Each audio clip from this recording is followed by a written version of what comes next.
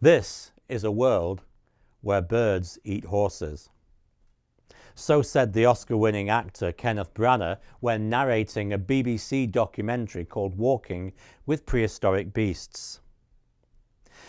Let's think of the scene that he was describing. There's a large extinct bird called a gastornis. It had a huge beak. It looked ferocious. The belief, therefore, is that this must have been a large meat-eating bird. Must have laid its eggs in the open.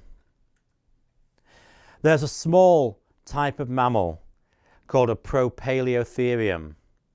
On the BBC's documentary, this was said to be an ancestor of the horse, that it was going to evolve into a horse, even though it was the size of a cat.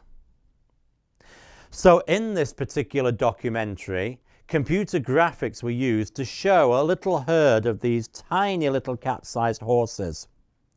Normally they were alert and could escape from danger quickly, but on this one occasion they were eating grapes that were fermented slightly in the sun. And so they became a little bit tipsy, and their reactions were dulled. And therefore, when Gastornis came along and wanted to feed, it was able to run after the herd. It grabbed one of these little horses, and then you saw it eat this little horse. And then came the tagline that Kenneth Branagh said, "This is a world where birds eat horses." What was the justification of the BBC for this?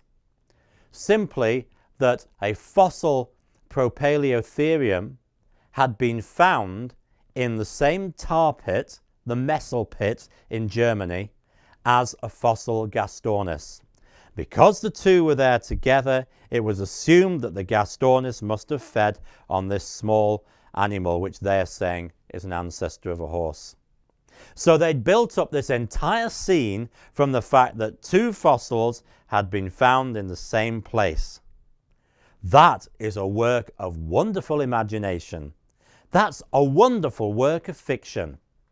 But I'll tell you this, that is not science.